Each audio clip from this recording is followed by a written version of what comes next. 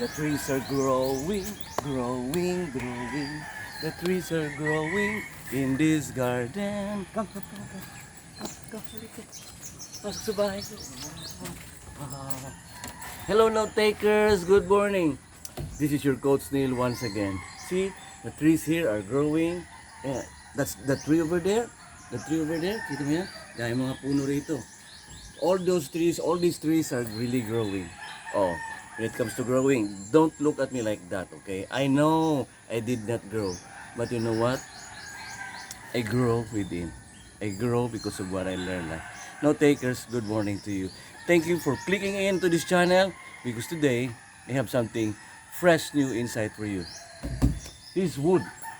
This nipahat is made of wood.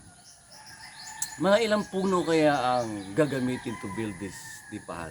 Maybe 5, maybe 10, or 20, right? Now, buildings, bigger buildings. How many trees do you think is needed to build a building? Maybe 100 or 200 or more.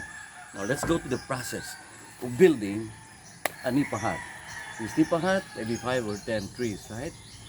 Let's go to the process of building. No, not building this.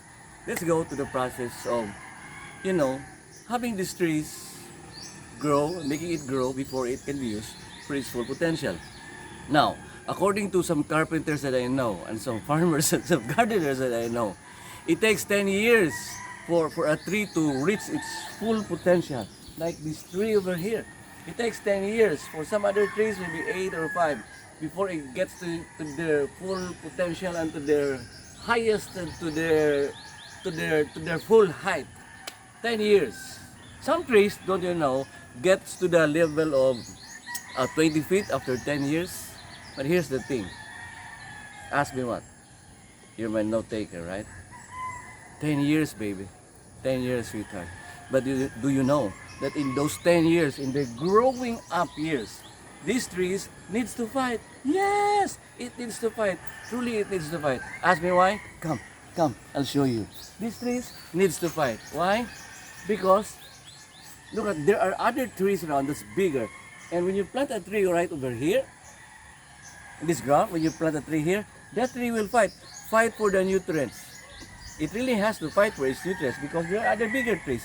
It needs to fight for the sunlight because there are other bigger trees that's hovering over it. Sometimes, the smaller trees or the younger trees needs even to fight against the flood, against the parasite. Now let's turn the table and make it more personal. Let's talk about you.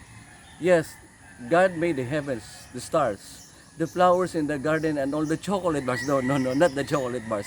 Yeah, God made the heavens, the stars, and these flowers and the trees here.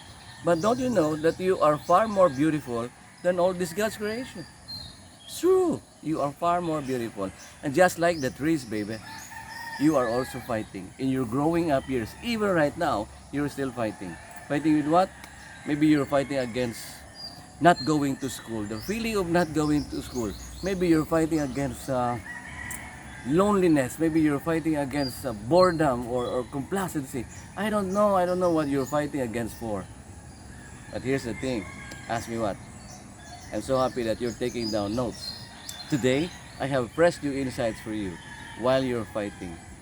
I don't care if you're 15, if you're 10, if you're 25 or 20 or 30. I don't care if you're a student, you're a teacher. I really don't know what stage of life you are in right now. One thing I know, you are fighting, right? You are fighting. Maybe if you're a parent, you're fighting how are you gonna raise your kids?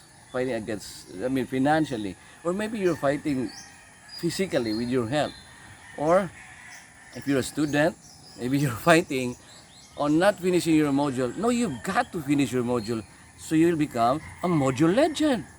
Right? Module legend. Module legend. You're gonna be a legend, my friend. Also, maybe you're a worker in an office and you're fighting against the feeling of not reporting because there's some alien there na di mo talaga mapilit ang self mo or ang sarili mo to get along with them. And here are the insights today, my friend. You are also fighting, just like the trees around here, fighting against the storms in life. That is what I have for you today. Number one, insight number one. This may sound like a joke to some, but this is not really a joke. Ask me what? Pray.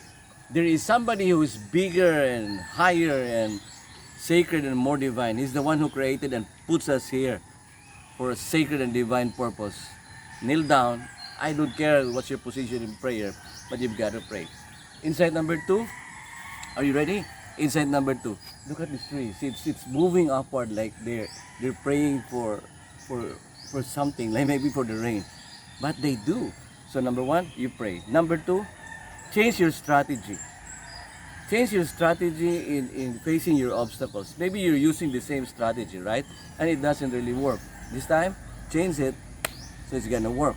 Try. Maybe this one doesn't work. Then try number 2, try number 3. There are so many ways to get to your obstacle, to finish your obstacle. Insight number 3, ask me what? Social distancing.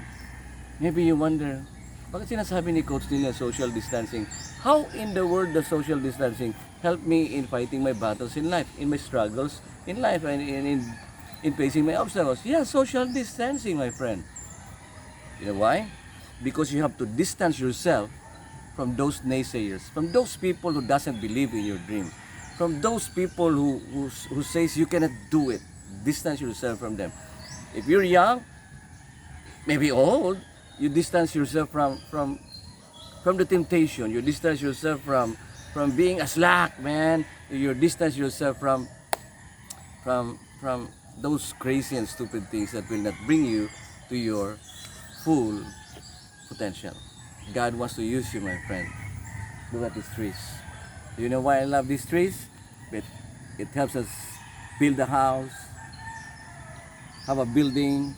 It helps us to have more fruits. It helps us in so many things. It gives us so much. You can also give so much to the world. But still, you have to consider what I wanted to say to you. You're still fighting, and you've got to fight every day. Regardless of your edad, every day you have to fight. To fight against the feeling and the thought that I will not go to work today. No. Get up. Get up. The world needs you. God made you for a certain purpose that only you can do. God bless you today, my friend.